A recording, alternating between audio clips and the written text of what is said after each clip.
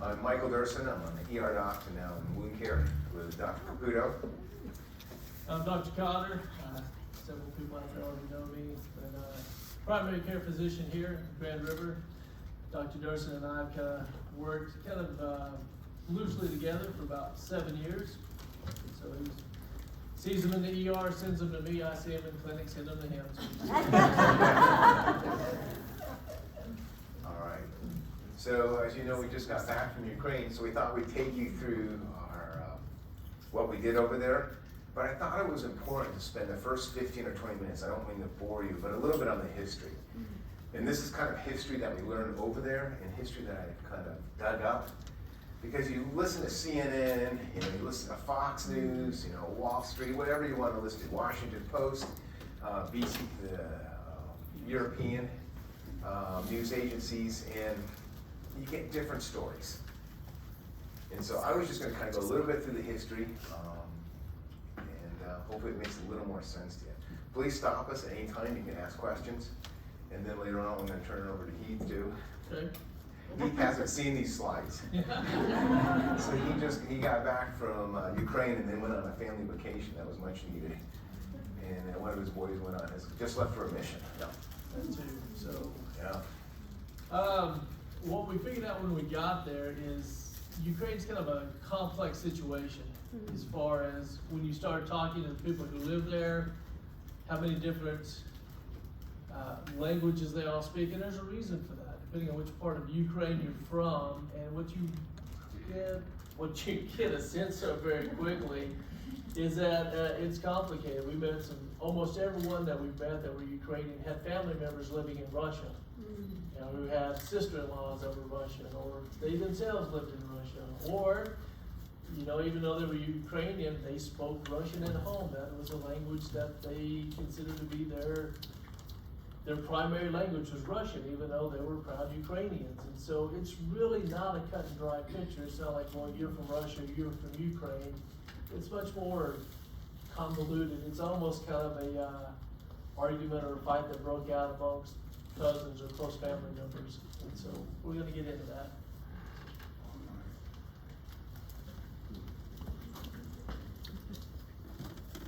Just looking for the laser pointer here. Here it is.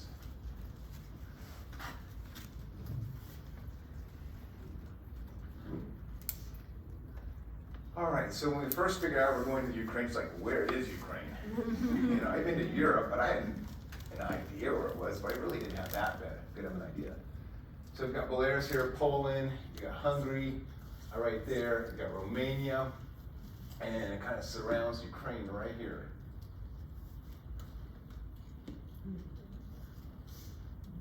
So some of the statistics, this is actually one of the spots we trained at.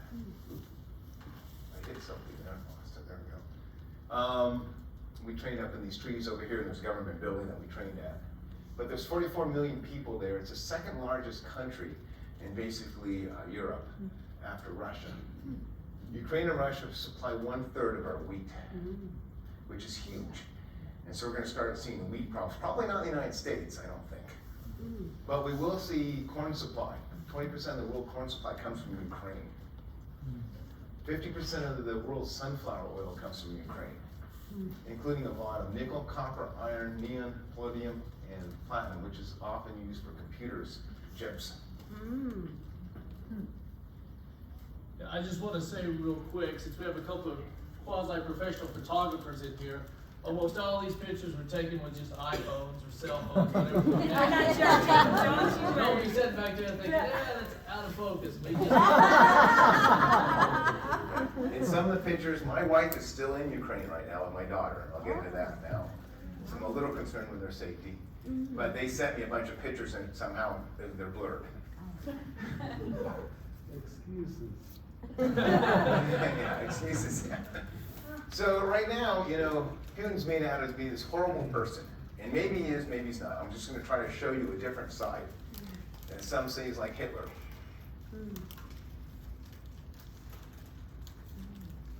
That's their flag. So back in the 9th century, there was one region called Kievan. And most of the Slavic people came from this area.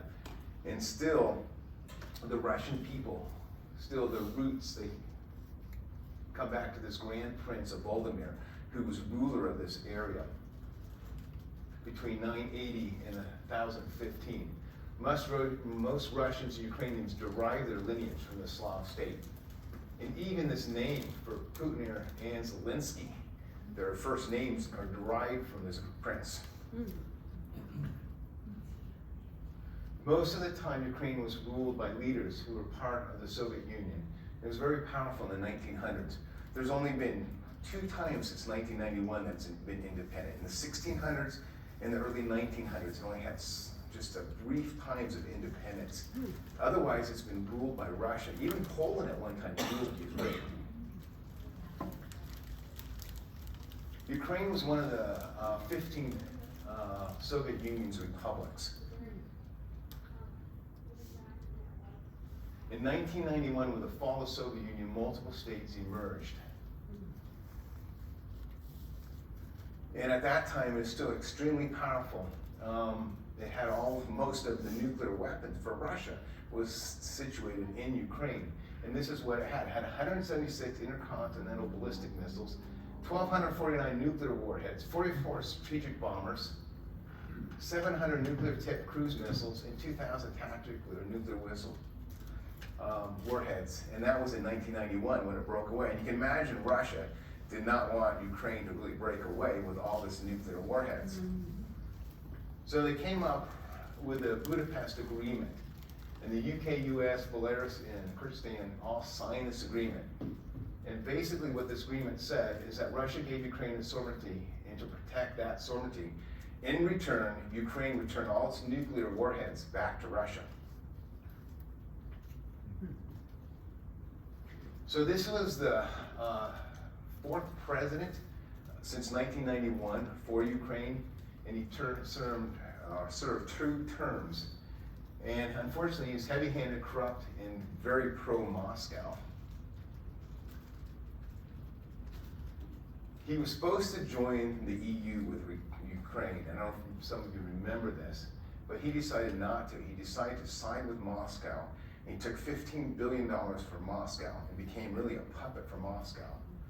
The Ukrainian people are extremely upset about this, and they had what they call the Orange Revolution. And I'm not sure, maybe some of you historians, I don't know why it was called the Orange Revolution. Do you? Anybody here know why it was called the Orange Revolution? I couldn't figure that out yet, why it was called the Orange Revolution. But with the Orange Revolution, they were able to drive out the president, and he fled to Russia. And needless to say, Putin was not very happy about this, because now you have this puppet state that's having a new president that is pro-West and not pro-East Russia.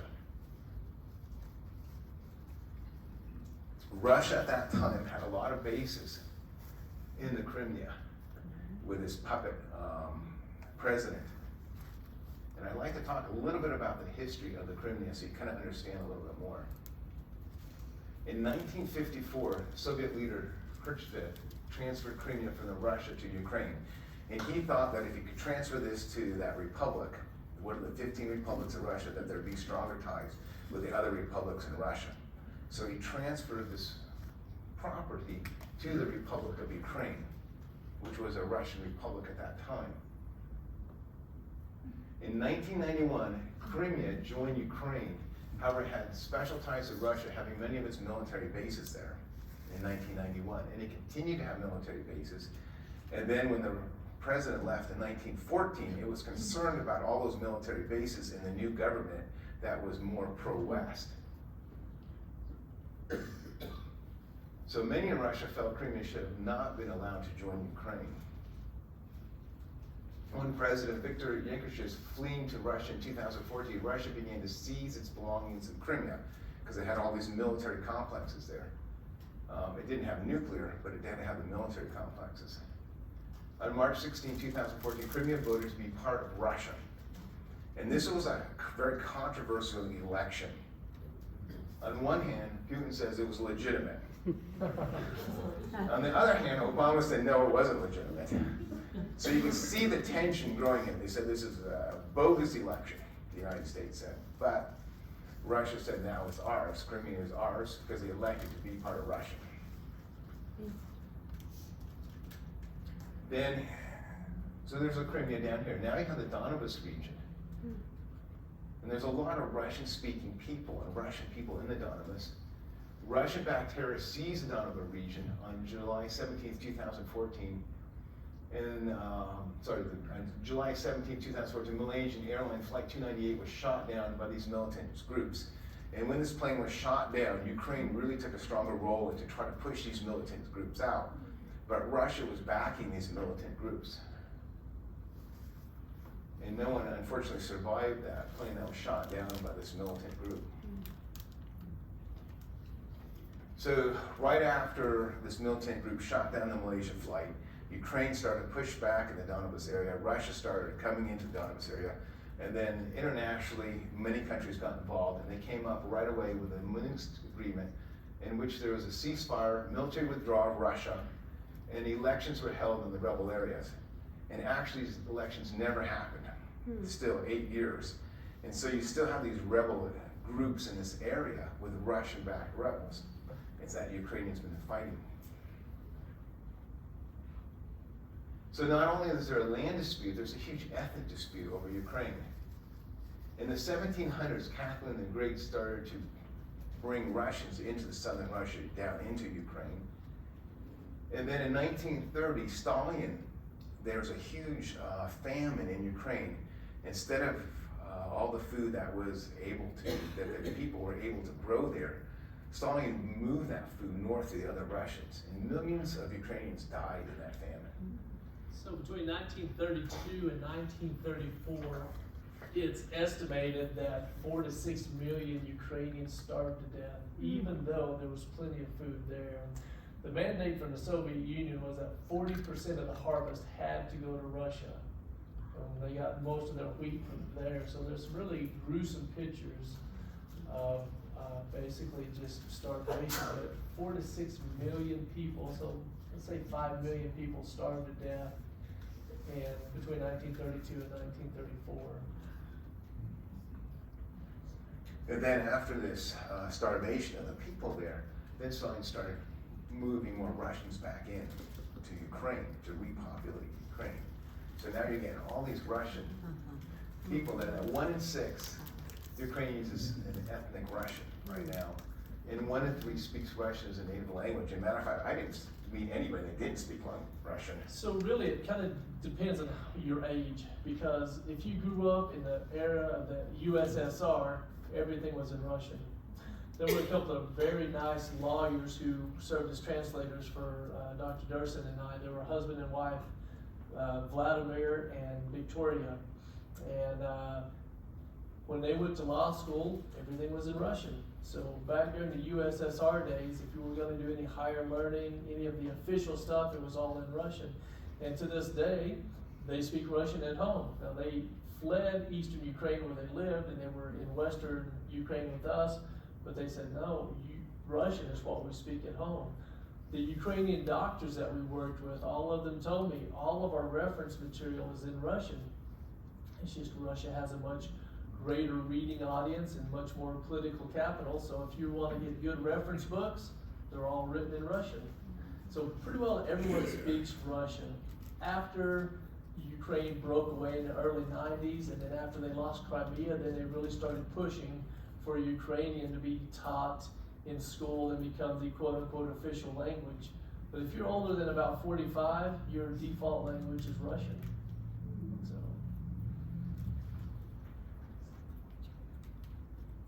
So this gentleman, the new president, Zelenskyy, fascinating. He wanted to join the EU, European Union. And I always thought they were part of the European Union. Apparently they were not. They were not official members. They do have some contracts with the European Union, but they were never an official member. And he wanted to become an official member of the European Union. And he also wanted to join NATO. And interesting enough, he actually went to school and to law school and graduated as a lawyer, but he never practiced law. He became an actor and comedian and actually became very wealthy doing this. and owned a broadcast company. He played in a movie called Servant of the People in 2015. And this is really important because this movie was about a teacher who was a historian who was criticizing the government for all its corruption. And the movie was a blockbuster hit for Ukrainian people. And they loved it. They loved it so much that in 2018, they made the Servant of the People became a party, a political party in Ukraine, following this movie. And you guess who was the leader of the party? You got it. So then he became president in 2019. He was elected president. So I really want to just take just a couple minutes to talk about NATO. Do you have anything more to say? Well, just this gentleman here, one of our translators, everyone we talked to him and asked him what they thought about the Ukrainian president. And even the one lawyer said, I didn't vote for the guy. I'll be upfront and honest about it. But I think he's doing a terrific job. The fact that they never left Kiev, the fact that he stayed there. When the war started out, everyone said, you need to take your government, you need to go into exile in Poland or someplace else. And he said, no, we're staying. And twice a day, early in the morning and sometime at nighttime, he posts a different video. They're very short. Usually he's in a t-shirt, bloodshot eyes, and hasn't shaved in about a week. But he posts those videos every day just to let them know that the government is still there, Kiev has not fallen, and that the fight continues. So even people that didn't vote for him, thought it was kind of a joke when he got in, they all had the utmost respect for him. And he is an actor, though.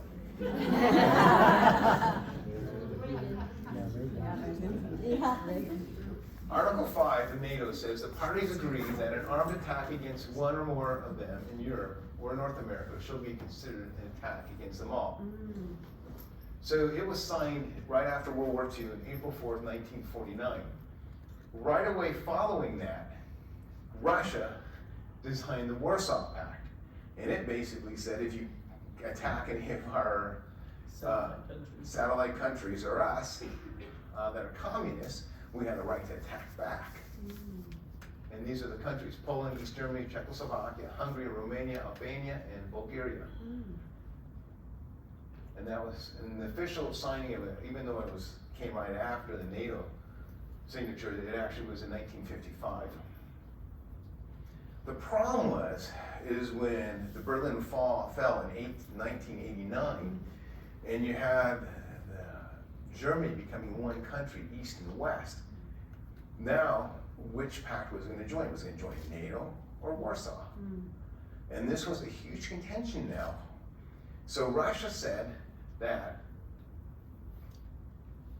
that would be fine for Germany to be part of NATO as long as NATO doesn't go any further east. And in September 1990, President George W. Bush promised Russia that NATO would not expand east if Germany became part of NATO. Now, many said that he never said that, but there's many documents saying that he did at that time. Right after that, Poland, Czechoslovakia, and Hungary withdrew from the Warsaw Pact, and it was dissolved in July 1, 1991, right after. According to would be James Baker, then the U.S. Secretary of State, did mention in a conversation with Soviet leader Michael Gorbachev, that NATO's military jurisdiction was not expected to extend beyond Germany's eastern border. In Putin's narrative, Moscow only conceded on these issues because NATO had assured the Kremlin that it would not expand 1 inch eastward. U.S. Secretary of State James Baker uttered these much-quoted words on the 9th of February 1990. Putin even goes as far to say that NATO deceived and brazenly lied to the Russian people concerning NATO. So here's the initial NATO. There were 12 countries that were part of NATO.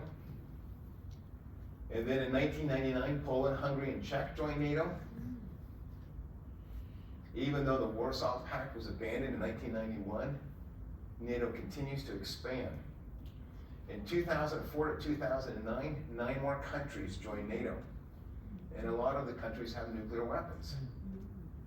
In 2017 to 2020, 2 more countries joined. And here's the countries that want to join NATO that are all around Russia. Ukraine, Georgia, Bosnia. And here's the talks, Finland, Sweden, and Serbia. And I've heard now in the news that Finland and Sweden are eager to join NATO right now. So you can see there's 2 sides to the story. It's not just one side that's being betrayed. Here's some quotes that I just pulled up.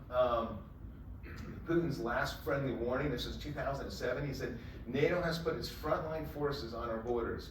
This expansion represents a serious provocation that reduces the level of mutual trust. And we have the right to ask, against whom is this expansion intended? And what happened to the assurance our Western partners made after the dissolution of the Warsaw Pact? This is George Keenan, an American diplomat and historian. I think it is a tragic mistake. There was no reason for this whatsoever. No one was threatening anybody else. And that's basically for the expansion of NATO. And then William J. Burns, former U.S. ambassador to Russia, said Ukrainian entry into NATO is the brightest of all red lines for the Russian elite. From knuckle daggers in the dark recesses of the Kremlin to Putin's sharpest liberal critics, I have yet to find anyone who views Ukraine in NATO as anything other than a direct challenge to Russian interests. And then former Secretary of State Robert Gates, trying to bring Georgia and Ukraine into NATO was truly overreaching. This move was a case of recklessly ignoring that the Russians consider their own vital national interests. And then former Secretary of State Talbot said many Russians see NATO as a vestige of the Cold War. They point out that they have disbanded the Warsaw Pact and ask why the West should not do the same. The last 3 presidents have not done away with NATO. Matter of fact, they've expanded NATO. So you can see where the controversy is. Even though some said that maybe it should be disbanded. So I won't read all this, but also Putin is concerned about the democratic nature coming to the area, that he says, given up the religious beliefs and things we're having, whether right or wrong, gay, the marriages and all this, and this goes on in one of his speeches that he did, saying that we don't want this. And Putin actually has fairly strong ties with the Eastern Orthodox Church, even as a communist, which is fairly interesting. Do you want to talk about? Yeah, so this is a symbol you see no matter where you go. If you see any of the Ukrainian officials, this is in the background. They call this the trizub. Probably mispronouncing that, but that's actually spelled trizub. And one of our translators was nice enough. This is the national emblem. And this emblem has been around for a long time. And if you speak Ukrainian, there's a way that you can break out this symbol, and that symbol, of when you break it down, actually spells freedom in Ukrainian. And so you'll see this everywhere. Think of a coat of arms for European countries. That's a pretty simple one. Okay, it's 2 colors. The blue obviously represents the sky, and the gold represents wheat. And so that's the national symbol. You'll see it everywhere. And if you can speak the language, you know how to write it, you can break it out where that actually spells freedom. It's pretty neat. So with the fall of the Soviet Union, it lost 1/3 of their territory, half of their population, and a large amount of the military might. And you can see Putin trying to bring this back together to the USSR. Okay, so now we're gonna get into our trip. I hope that helped. At least it opened my eyes when I researched it out more and talking to the people. So just one thing to point out, kind of in a 1-sentence phrase. Pick a century, and somebody else ruled over Ukraine, okay? In the 1300s, the Mongols came in, the Mongols ruled over, and then from the 13th century for the next 600 years, Ukrainians did not rule themselves. Somebody else ruled Ukraine. And depending on what part of Ukraine you lived in, that's who ruled over you. The city that we were in, Chernivtsi, looked very much like an Austrian city, just way far to the east. It's because the Habsburg Empire ruled over Western Ukraine for several years. So during the Habsburg Empire, they built it just like everything else in Austria. In the 1600s, it was part of the Lithuanian-Polish Commonwealth, and they ruled over all the western part. Russia ruled over the eastern part. So, you know, the land, we look at the map today and we say, well, that's Ukraine. It should be ruled by Ukrainians. But when you look at the history, they haven't ruled themselves until 1991. They have been ruled over by somebody else. So it really gets kind of complicated. But they're trying to stand on their own, trying to build up their language, their own customs, but it's been heavily influenced by a lot of other people for at least the last 6 centuries. Go back even before that, all the way to 6000 BC, the Greeks were there, the Romans were there, the Byzantine Empire was there. So like I say, pick a century, they had different customs, different languages, and it's just continued. If you haven't noticed, Dr. Cotter is a history story about.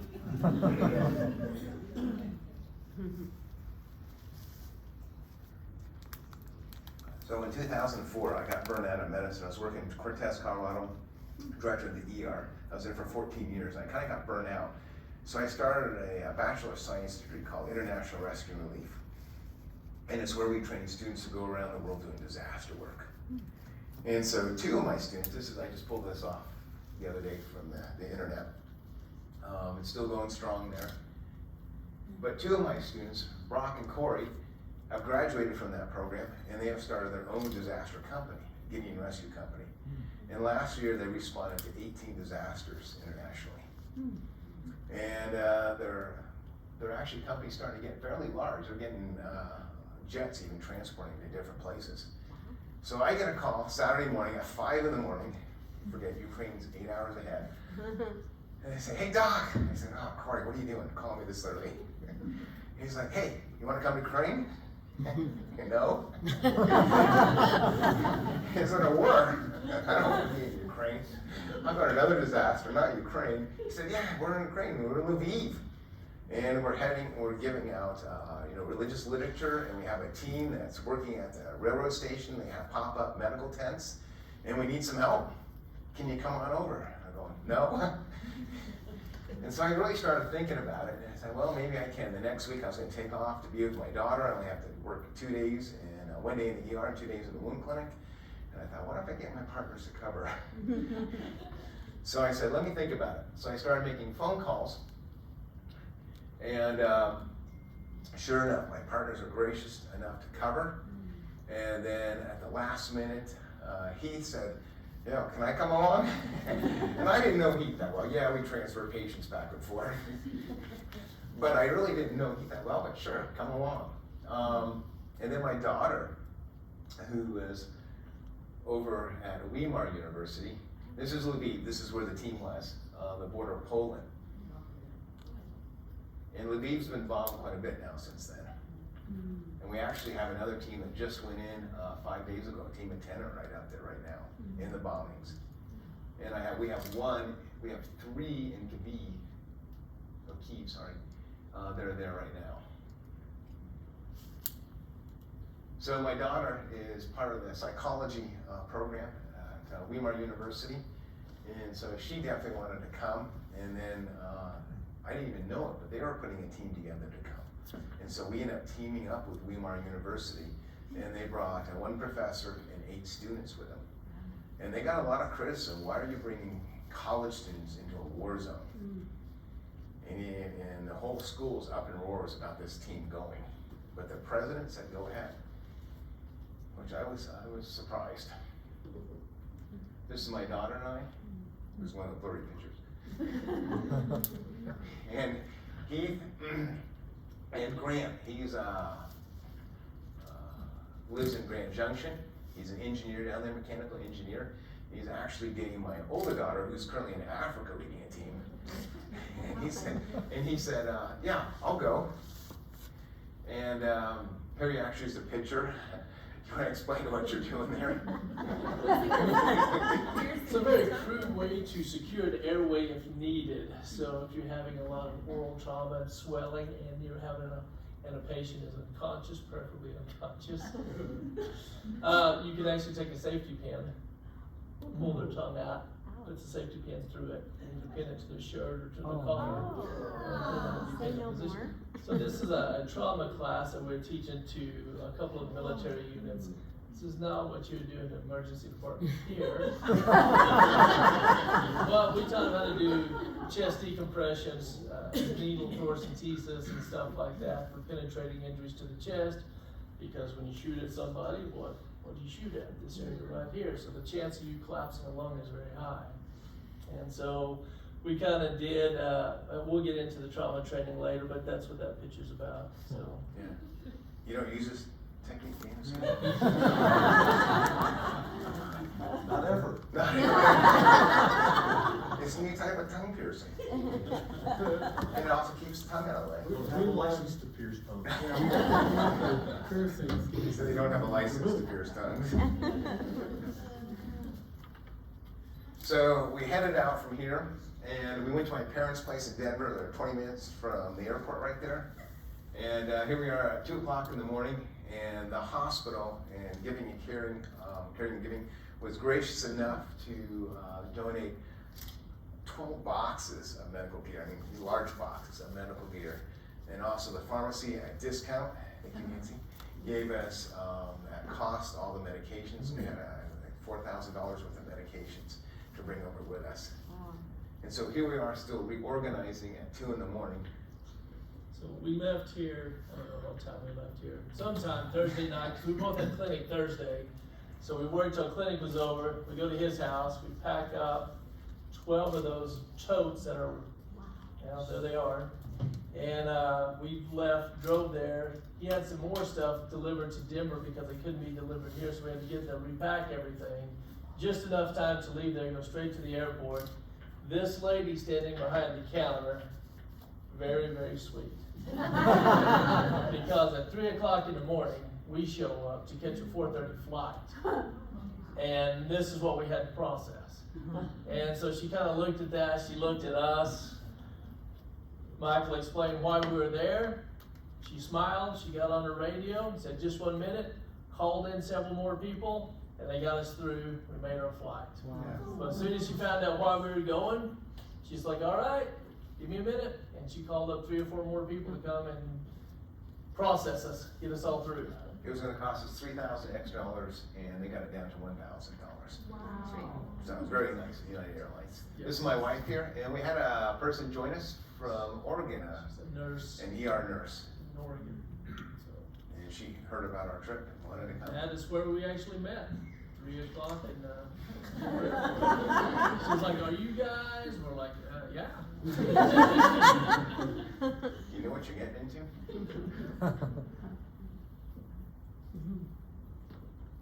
So we flew from the United States to Turkey, to Istanbul. And we got there. Okay, this is a good picture because for part of the day you couldn't see the lights on the runway. It was an absolute blizzard. All the Turks said it never snows here, and when it does, it doesn't stick. There's about 6 inches of snow. We have a picture, it may be in there. It was the departure boards. Canceled, canceled, canceled, canceled, canceled, delayed, canceled, canceled. We finally got out of there that night, about 8 or 10 hours late. But we finally got. We're just happy to get out. Can you hear okay in the back? Okay. This is where we walked up the plane. We're back in Denver.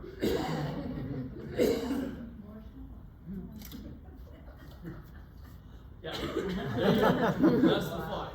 Wow. And that's just one of the boards. There's 4 of them, and they all look like that. So we're gonna get into Romania. Finally we did, after waiting, many hours. And so we boarded the plane, and I'm looking out the window, and it's all iced over. And I'm thinking to myself, oh my goodness, we're gonna die. you know, they don't have de-icing here. They never get snow. So he's a pilot, so he knows a lot about But that much ice, this plane's not gonna fly. But sure enough, they had de-icing equipment. They de-iced us. Wow. Kind of. Kind of. For 2 hours, we sat on a tarmac, and then they bring out what looks like a fire truck, and they literally just start hosing off the plane. So with the de-icer, they just like hose down the plane for about half an hour. And That was their de-icing. And it smelled strongly of alcohol in the plane. Besides all the alcohol people were drinking.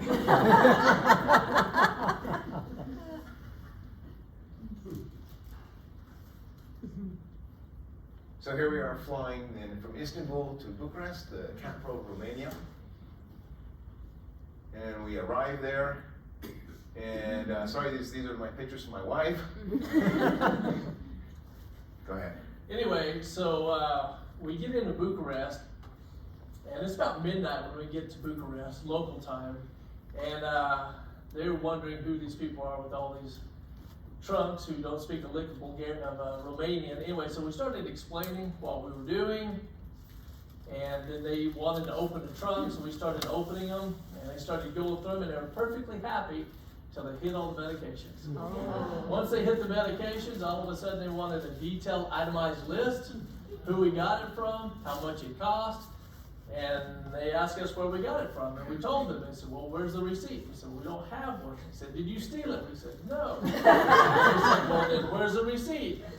Said, we bought it, but we'll pay them later. They know where we work. If they want to, they can garnish our wages. They'll get the money, but we just don't have anything with us right now. Anyway, after about 45 minutes, we finally cleared customs. And once they found out none of it was staying in Romania, it was all going to Ukraine, they're like, fine, go. So, it's midnight. We had the option, because we had a connecting flight from Romania, from Bucharest to Suceava, which is in the northern part of Romania, just inside the border. We were going to have to come back, clear customs again with all that, about 4 hours later, which was not an idea any of us cherished. And so the people who picked us up said, well, we can just drive you. If we leave now, it's midnight, we can be there by morning. And so we did. We just walked out the parking lot, they loaded up all of our stuff and us, and drove us 8 hours north to the border. So here we are, we're driving all the way to Suceava, and for the 9-hour drive. And there's my wife and I. Not the best picture, she'd kill me if she went to that. So you gotta realize this is about 36 to 40 hours into the trip. Of planes, trains, and automobiles. And we finally get there and meet up with our group, my wife and I. And we load up with the Weimar group. And so we have a team of 18 people now. We have another doctor who came in with a medical student to join us. And now we're going to go ahead as my daughter on the right. And this person is a professor, Peacock, and he's a professor from Weimar University. And these are all the students. Actually, these are our translators right here. And these are the students in the back. And this was their spring break. They gave up their spring break to come do this. Wow. And the night that we left, they were having to go straight back into class. And he's a physics professor. And he, during some of our long bus rides, is pulling out homework he had to grade. He's grading physics tests while we're doing the checkpoint. You know, we had like an hour and a half to make it through the border. He's just sitting there grading physics papers. So.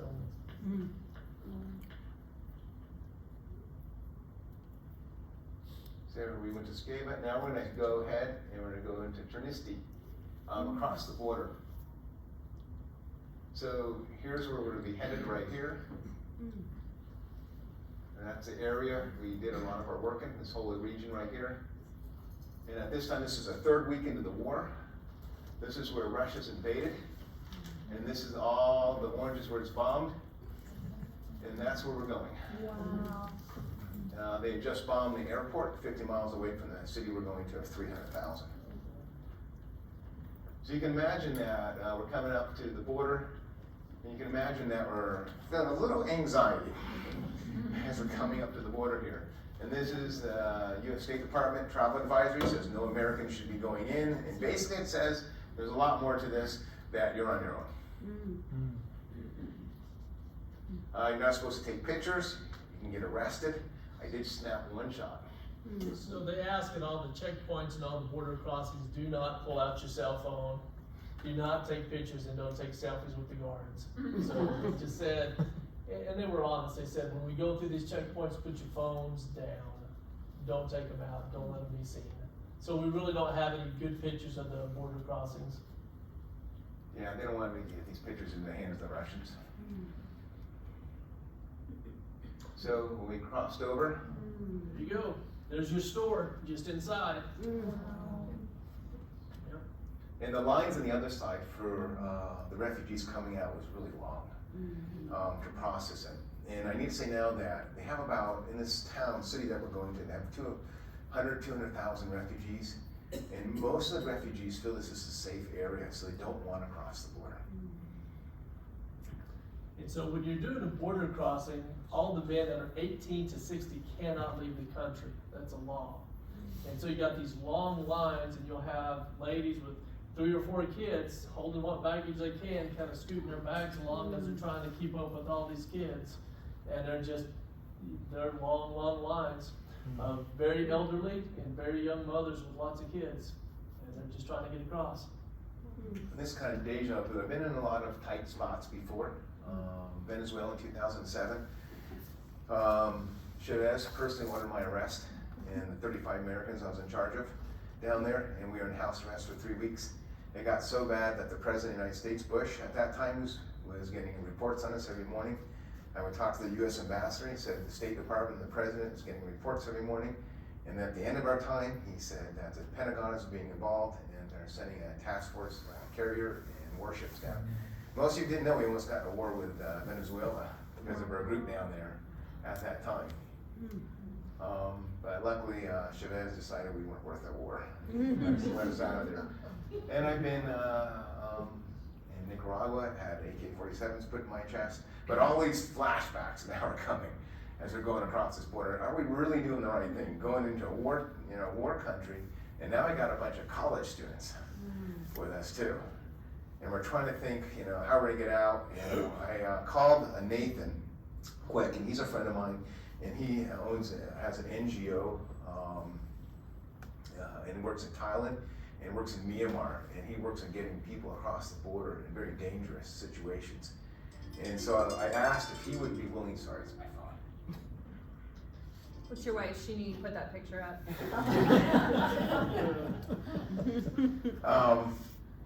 So I asked if he would come and help. He said, no, I'm going to send Miles, who works with him too. I've worked with Miles before. And Miles was nice enough to come and be with us. And as we're going across, Miles and I were looking at the fences, and it looked like there were high voltage on the fences, but we couldn't quite tell. Heath was looking too, or it was motion detectors with all the wires and stuff. We couldn't tell, because we have to be thinking, if Russia comes and starts bombing where they're pulling, military supply which is these checkpoints, and cuts us off, we're going to have to cut across country for several days and come to a non-crossing area. And how are we going to get over the fence if it's electrified? We topple a tree on it. What do we have to cut down a tree to topple it? And there's no trees around the fence. What are we going to do to get over? So these are the things you're starting to think. And I used to do executive security for Bill Gates, Bear Company, other companies. And so this training was starting to come back handy. And here's my daughter. And my wife said, what isn't Madeline? That's Madeline. Bring her harp. I said, no, she's not going to bring her harp to Ukraine. She said, yeah, no, she should bring her harp. So she wanted a box up harp to bring to Ukraine. This is what I thought she should box up, is an AK-47. But you can buy relatively cheap what you got there. Yeah.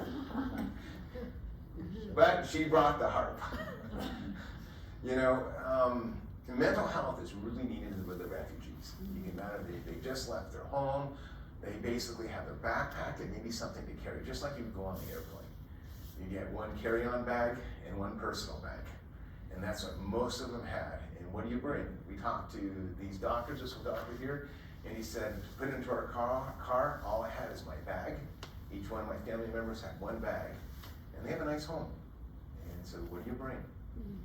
And a lot of them have seen a lot of trauma with the bombings. Their loved ones, especially the men, are fighting on the front lines. So there's a lot of trauma. And so having these college students, I thought, yeah, we're bringing a bunch of college students, it's not going to work real well. But come to find out, they would sit down in groups of people and they would start talking about their experience.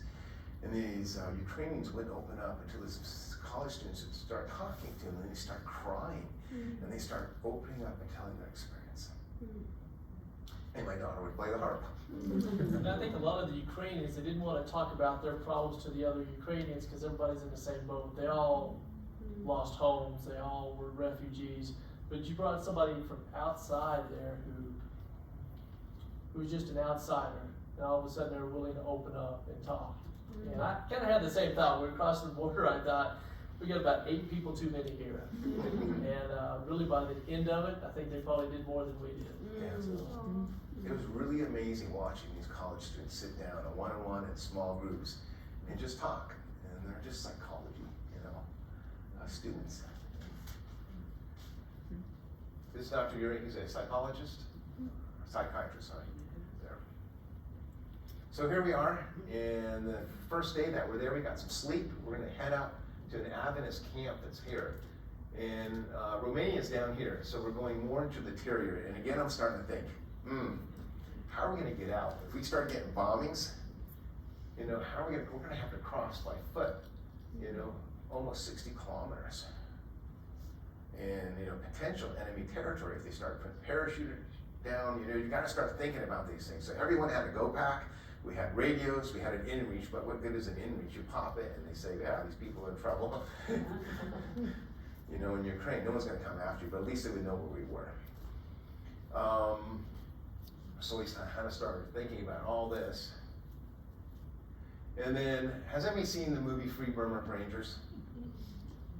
So Miles came from the group I told you, Nathan, that helps get people out of Burma. If you ever want to see a documentary, this is an impressive documentary. Family Brings Hope to Front Lines. It's not a family movie. Don't have your kids see it.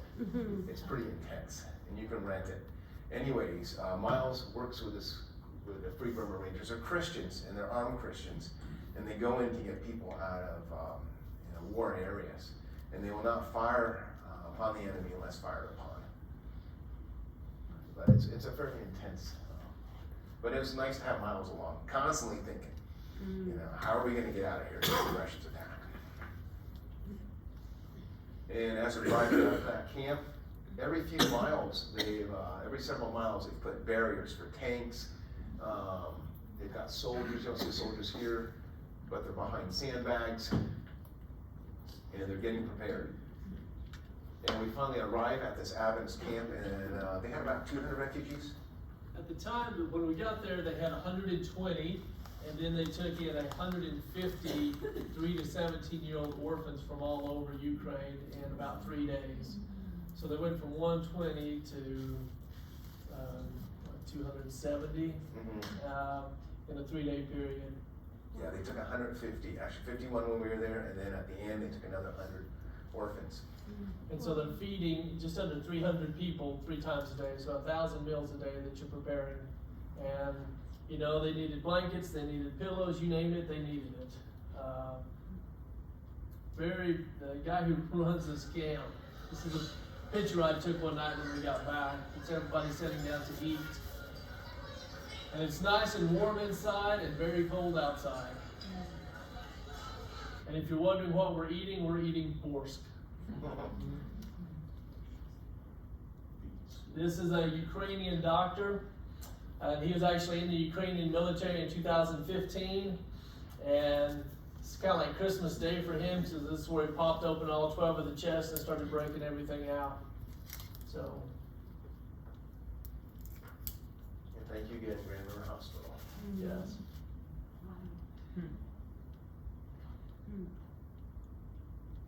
That's Miles. Anyway, this is the second group that we trained. We trained a couple of different groups. So when we think back to our own Revolutionary War days, when they just called up the populace, like, hey, if you want to come and fight. You get people, and you can't really see from here, but I promise you, there are people in that group that have never shaved. That's how young they are. And there are people there that are well over 60, and yet they're there. There are people I was looking at thinking, if there's any type of physical fitness drill, we're going to be doing CPR on them. Actually, the oldest I think was 60, they said. Okay, Yep. they had some hard lives. But this is just one of the two groups that we worked with. I'm not sure what this picture is. This is It's actually about evisceration. evisceration. Evisceration. So bowels hanging out, basically. So you get injured, you get your bowels hanging out, you gotta keep it moist and warm. You can wrap it in clean plastic, and then you wrap it back up. In the United States, if it's fairly clean, we're just saying now in military trauma, you can try pushing it back in. There, they don't teach that, so we just taught them to leave it out till you get to the surgeon. And there's Grant. And there you saw that picture. Grant was a volunteer for most of it. Here's another group of military men that we trained. The thing is, when you're there, I mean, some of them have uniforms, some of them don't. Some of them have uniforms and they're wearing church shoes. They're showing up in whatever they have. Workout uniforms. They just got called up. They're going to start getting trained, and then they're going to be sent off to the front lines. But you have people from all different socioeconomic levels, educational levels, and they're all there for one purpose. It was really inspiring to see. So. And this soldier looks pretty energetic.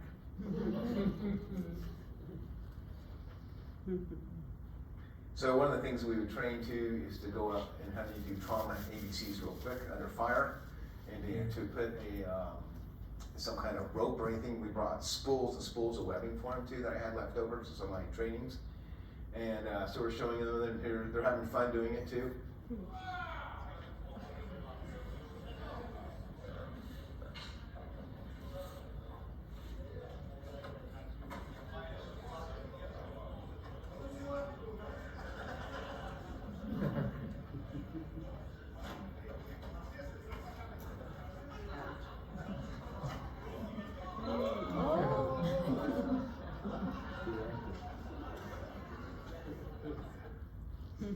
So there was some fun in it as well.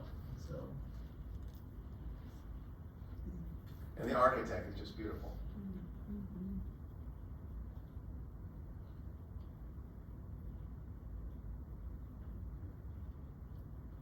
This is the university in the city. So this is actually a UNESCO World Heritage Site, and if the city gets bombed, I hope that one never does. Even when the Nazis took over the city in World War II, they didn't bomb that. They didn't bomb hardly any of the city. We couldn't get in, this was on lockdown, so we just had to walk around, but it is one actual UNESCO World Heritage Center in the middle of Chernivtsi where we stayed.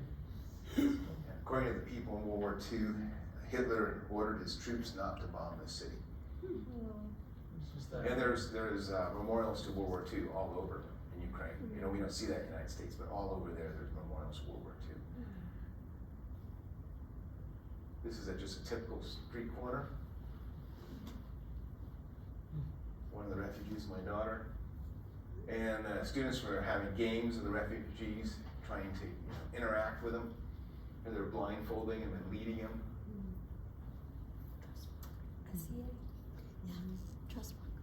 Here's the orphans, some of the orphans that came, all lined up in a row, eating.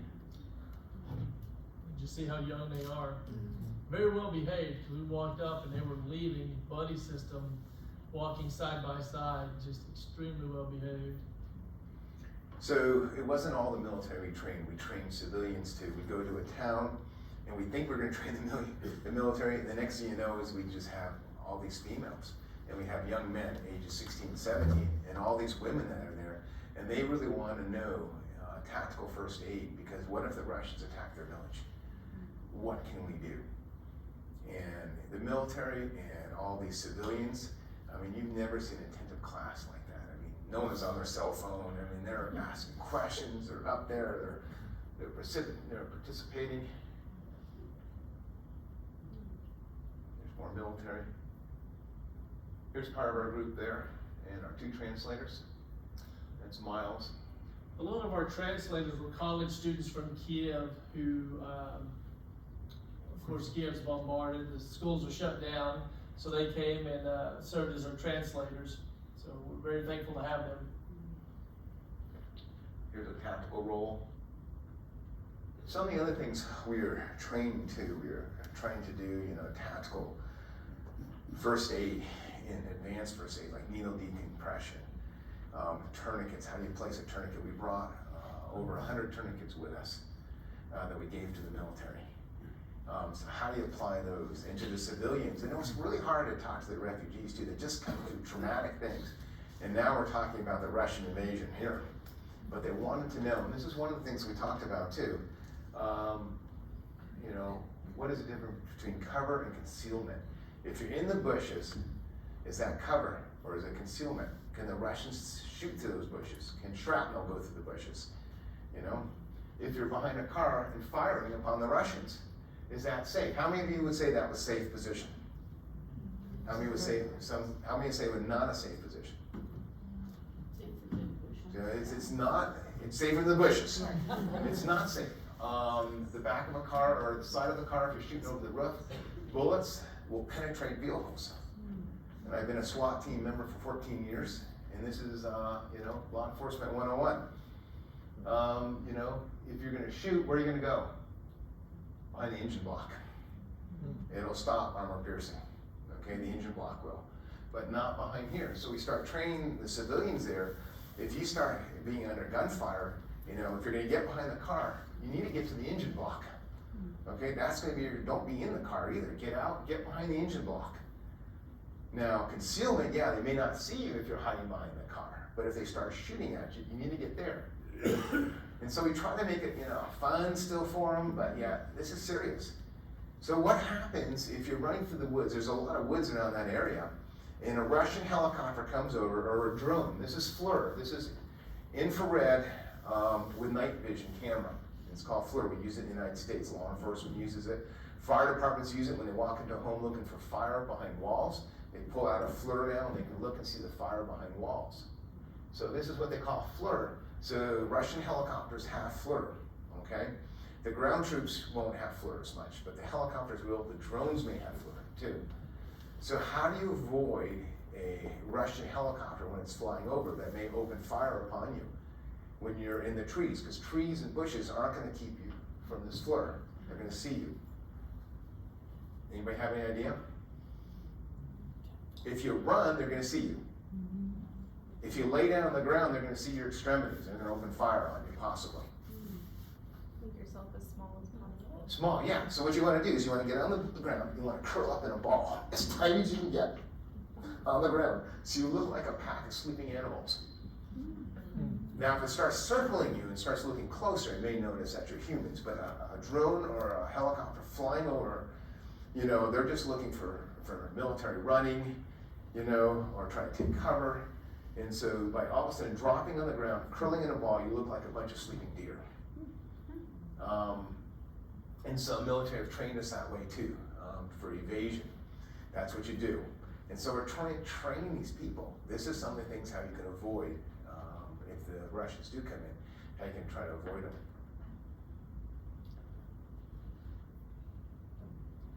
You want me to give you the mic?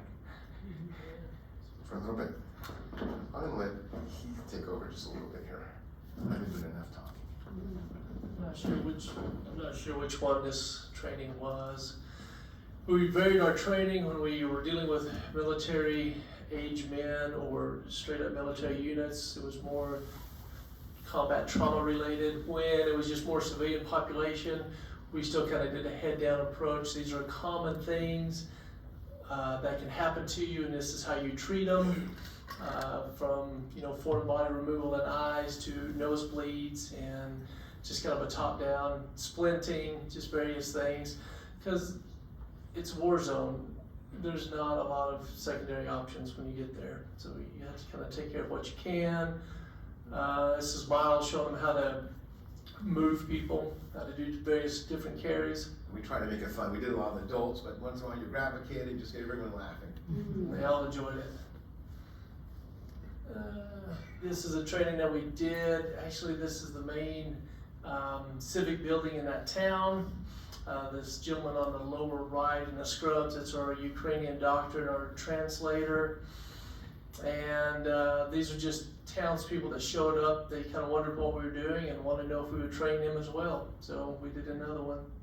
So This is a Baptist church over on the Romanian border, and when you go to western Ukraine, you start going up into the hills, into the foothills of the Carpathian Mountains. Most of the Carpathian Mountains are actually in Romania, so we started getting up higher and higher elevations, getting up into pine trees. Honestly, it was quite beautiful. But this little church took in 200 people in a week. I mean, they were just busting at the seams. They had people sleeping under stairwells and any place else that they could. That's Mrs. Duehrssen. A lot of people had to leave without their medications, or they just didn't have time to get much. This is Dr. Duehrssen doing some MacGyver medicine here. And let me explain that term. He's a wound care doctor, and he's doing a wound debridement.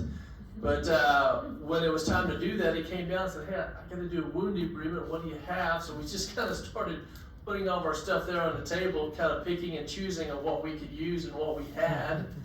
And we did that for some other. This is a young man, they called me and said, well, you see this nosebleed? And I thought, sure. I walked over there and he had a bag of blood. I said, how long has his nose been bleeding? They said, about 2 hours. And so you can have anterior, posterior nosebleeds. Anterior are only about 10%, but they're very difficult to stop. Once again, we kind of had to look at what medications were available here. We have a rhino rocket. You just put some water on it, cram it up the nose, insufflate it, and it would stop. Well, we didn't have any of that, so we kind of had to improvise some stuff, but after about 20 minutes, we got it to stop. So this was a Adventist church there that took in a lot of patients, or a lot of people, that we had a clinic there. A lot of our clinics were kind of improvised. This particular town, go back one, that town was a town of 3,000 people. They swelled to 3,000. They swelled to 10,000 people in a week and a half. That'd be like every house there tripling its occupants in a week and a half. So this was a young man who served as one of our translators, and I'm not sure what's going on here. Unfortunately, this is a 7-month-old who's 2.5 months, status post-viral meningitis. Can't stand, can't hold up his head, is never probably going to be like he had been prior to meningitis, but they left and he was having some more issues that we were trying to deal with at the time. And these are just various patients that we were able to give medications to. This is Dr. Zelenskyy, and just some of our other people we were treating there. And anyway, this gentleman there, go back one. Yeah, that guy, he's one of our, his name's Vladimir. He's one of our translators, who's a volunteer translator, and he is a lawyer who had to leave his home, and he and his wife are both lawyers, and they just volunteered to go translate for us. He spoke very, very good English, Russian, Ukrainian, but no Romanian at all. But he was one of the people, he was a very good historian. We're just talking about issues. He's Ukrainian, but their preferred language is Russian. They have family members who live in Russia, and they live down next to Crimea. And they said they were freshly minted lawyers when Crimea was handed back to Russia. And they said that they never believed that that would happen up until midnight of the night that it happened. They said it was a very pro-Russian district of Ukraine. There was absolutely no reason for Russia to come in and just take it, because they weren't going to gain anything. And they said literally up until Russia took over Crimea, they thought that would never happen. And I asked them, well, when did you decide to leave? They said, when the Russian attack helicopters were buzzing our house, we grabbed our 2 kids, her mother, my mother, and we headed west. And I said, who are you staying with? They said, well, we knew of a person here, and we're staying there as long as we can. But very, very nice gentleman. It was just any place you could stick people, they were being put there. This is a gentleman, his car was full of shrapnel. He was staying at one of the camps with us. Anyway, he's just showing us how flimsy door panels are and how easily they're penetrated by, the car didn't get hit, the building got hit, but it still threw all the shrapnel through the car. So, this is a neat story. So, do you have a picture of the oven? I do. Okay, go to that one. Okay, if you look back to the left, that is a wood-fired oven. They're burning beech wood. And if you can go back, that is one day of baking. You had all these elderly ladies, and they couldn't go to the war, so they just decided to bake bread. And this was another one, it was the same. And these are not your 1 pound loaves of bread. All these loaves are like 3 to 4 pounds of bread in wood-fired ovens, most of them. To give you a sense of scale, they went through 5 tons of flour in 2 weeks. So morning to nightfall, they just bake bread. They give it to the refugees, they give it to the army. That's their contribution. Every day they take van loads of bread from the city to the front lines.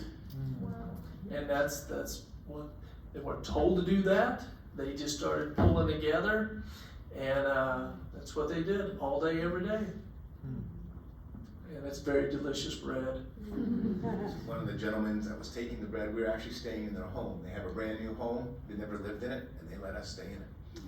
That's where Michael got to stay. With all the girls. They're gonna put the girls by themselves. It turned out, and they said, well, you can't do that. I mean, we're away from everybody else, so we start getting bombed. And so my wife and I stayed with all the girls.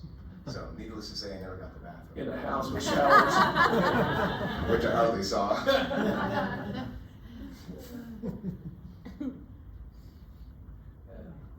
Anyway, the gentleman on the right is the one running the youth camp, taking in all the orphans, and his name is Igor, and then Sergey. He's our doctor and our translator. Nothing but the utmost respect for Igor and all the work that they did. These are just some pictures. The very last day we had about 3 hours before we had to head back, and so we did a forced march through the city. Our translators really wanted to show us Chernivtsi, and this is just the countryside. We're driving out to one of the clinics just to show you how beautiful it is, and really nice, well-made homes. And this is over on the Romanian border. You're kind of going up in altitude, but there's orchards everywhere. So, I know we've gone over a little bit, but we'll be finishing in just a couple minutes. So Ukraine's only about 30 years old. This is just a sign representing that. Outdoor markets. Typical meal, that is borscht. Borscht is beet soup with anything else you want to put in it. We ate it every day, and it was never the same twice. Cramped conditions even in the vans. There's Dr. Cotter and Grant pushing next to him. Interesting enough, these signs are all over, and it's a Bible verse with recruitment. We did have curfew at 10 o'clock at night. All lights had to be out. No one could be on the streets or you'd get arrested. And because of the bombings, they wanted all the lights to be out. Okay. That's it. Yeah, this is just a lake outside one of the military complexes we did some training at, and we thought we'd jump out and get a picture. So, what kind of questions do you have? Before we start into that, I'd just like to thank the hospital who allowed us to have time to get off, because in 48 hours from him saying, hey, I'm going to go to Ukraine, we were leaving within 48 hours. Thank you to Nancy and the pharmacy who got all the medications ready for us on a very short basis. The clinics who donated gauze and syringes and you name it, they needed all of it. Sharing and caring. Sharing and caring, who bore a lot of the brunt of this. And so I'd like to thank, and then the other physicians who covered our clinics so we could actually go. Yeah, on the way back, right when we were leaving, the day before we left, Grant got COVID. And so we tried to decide what to do. So I said, Susan, why don't you stay? She's done world travel, Grant hasn't. She's pretty savvy when it comes to third world or other countries, even war zones. And so she stayed, and my daughter begged me to stay, and I really had a hard decision whether to let her stay. I could contact her school, and they said she could stay. And so she stayed, and unfortunately they got COVID, so they're still over there in Ukraine right now. And they are coming back, hopefully this Saturday night they'll be going to Romania. So I'm a little concerned. There's reports that there may be sniping and kidnappings, but they haven't seen it, but hopefully keep them in your prayers. Yeah, you need that negative COVID test to get on a plane in Bucharest. So, anyway, any questions or comments or? On perhaps average, how many patients you guys think you treated per day? Well, it depended on if we were doing more trainings with the military, but when we'd go to the clinics, we'd easily see 30 patients a day. Yeah. More like 40, yeah, 45 I think it was. A piece. So we just saw patients Well, till maybe they, not. Yeah, maybe 30 or 40 apiece. until they quit coming in. And we had, some trunks of medications. Some of the medications were English, we knew exactly what it was. A lot of them were written in Russian, so we had to get the Ukrainian doctors to translate kind of what we had to work with. And what were the most common ailments that you guys treated? A lot of the same common ailments you would have here at a walk-in clinic, hypertension. I left my medicine back there because I left without it. A lot of sciatica, back problems, wound problems, of course, bloody noses. Yeah, we didn't see any of the wounds from the front line, but the medication that wasn't used and the supplies donated by the hospital was sent to the front lines. And all the doctors who had, especially the one who was in the Ukrainian military, they were extremely grateful for sutures and anything. And with the medications, they were just over themselves with all the medications that we showed up with. Oddly enough, when they were going through it, he said, "How did you get all the?" I said, "How did you get all the Benadryl in the country?" And I was like, "I don't know. We just came in with it." He said, "It's a controlled substance here." How do you get high on Benadryl? You just go to sleep. By the time you took enough, you should sleep for 3 days. But anyway. Yeah. We didn't have air sirens twice when we were there at night. I didn't hear them because I slept with earplugs. But any missiles or Russian fighters heading our way, they sent the sirens off and they hit other cities and not the one we were at.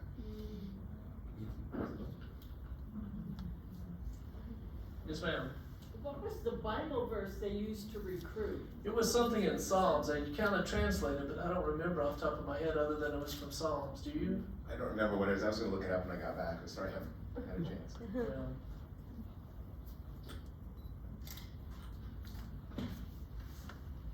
I think we put them to sleep. What did you have to go through to get back across the border? It wasn't too bad. It took us about an hour to clear customs.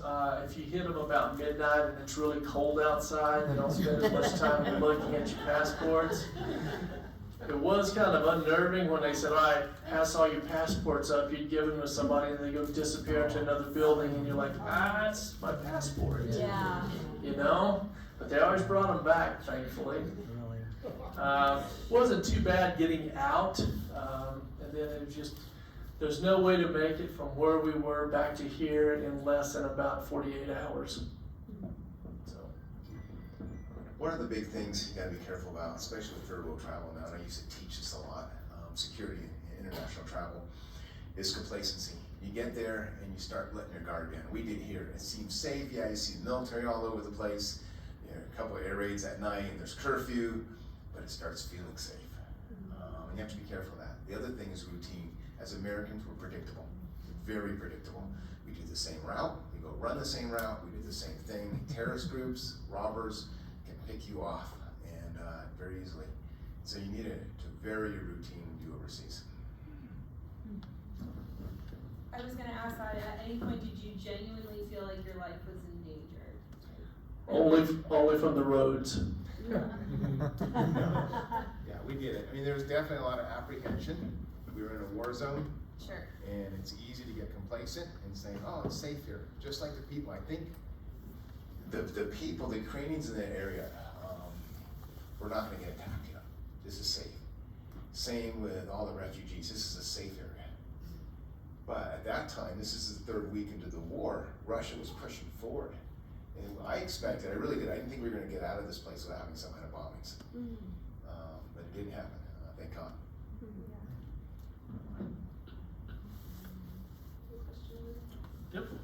now that you've been there and now that you're back,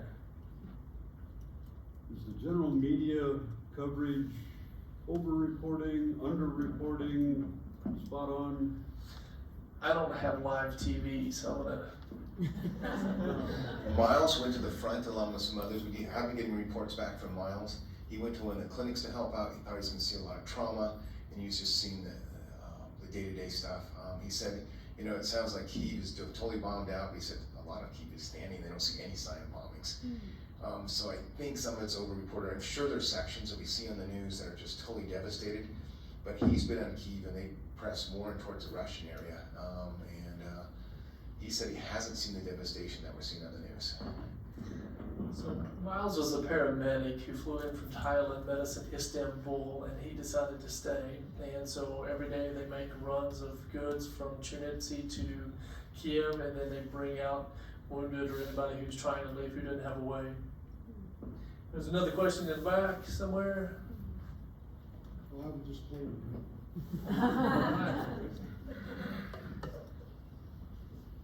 Yes, ma'am.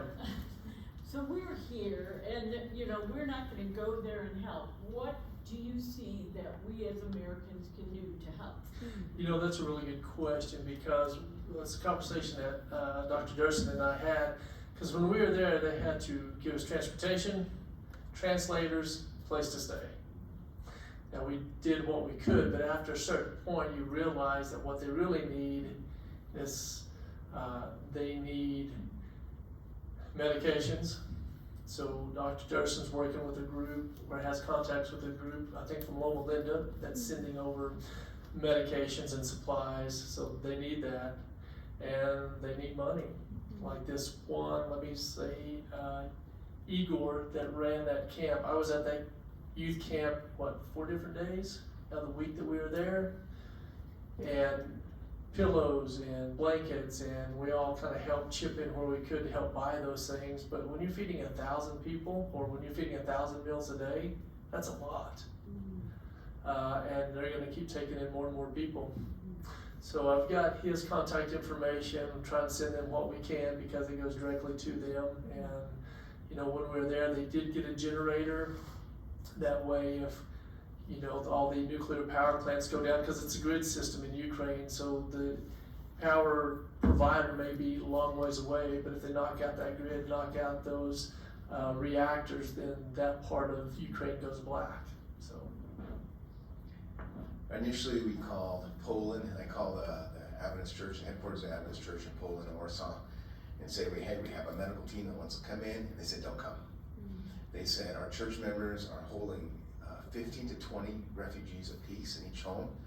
He said, all our vehicles are tied up, all our translators are tied up, we have no place to put you, to even get you into Ukraine. And they said, don't come. Susan has been helping over there now. We've got actually a group out of Colorado University and over in Steamboat, hand surgeons that has called me, and we've got them in touch, and they're trying to do, they've got sponsors with GoPro now, and they're trying to do, teach a general surgeon hand surgery by telemedicine. They don't have any hand surgeons in all of Ukraine. And so they're hoping that they can save hands by doing telemedicines with the general surgeons that are doing the surgery and doing the amputations. They're hoping to save them. So that's something. We have another plane that may be coming in with just total supplies that we're working on getting in right now through Romania. yes, ma'am. In the back.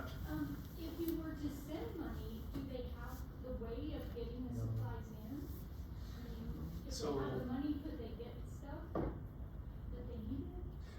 In Chernivtsi, because we were able to go buy blankets and pillows, there are some supplies there. When you start sending money to places, it's very difficult to know who's actually going to use it for the intended purpose. Is 60% of this going to go to pay overhead administration fees? How much of this is actually going to get to the actual people? That If is. you sent it to Igor or Igor, you would feel like he would. Well, that personally, because I've been there, that's what I'm doing, simply because I've been there and I've worked with him, and I think it's very reputable, and we can get it directly to him. Now, I'm not telling you to do that, I'm not suggesting that, that's not what I'm saying. But there was another conversation that we had, because I think a lot of people wanna donate, but sometimes most of that goes to administrative fees, and very little of it actually winds up. Dr. Duehrssen actually has probably much better contacts and would be probably better able to direct you or answer your question. We do have a nonprofit called Radical Rescue. If you wanna send money there, I can guarantee you that we'll send 100% over there. And make sure it gets into the right hands. If you wanted to write checks to Radical Rescue, and then we give you a tax receipt. If you wanted to do that, then we'll make sure where you earmark it. We have contacts there now, we can send the money, and even DHL is taking supplies on the Romanian side, and then they come over and pick it up. Is that something you'd like the community to know, in case the community would like to help? Yeah, that would be fine. Can you give all that information to Ray up here so he Yeah. can put it in the paper? Yeah. And then to me, and we'll put it on Yes, social we media. will. Okay. Otherwise, we appreciate you giving up probably way too much of your time, No, so. thank you. Thank you.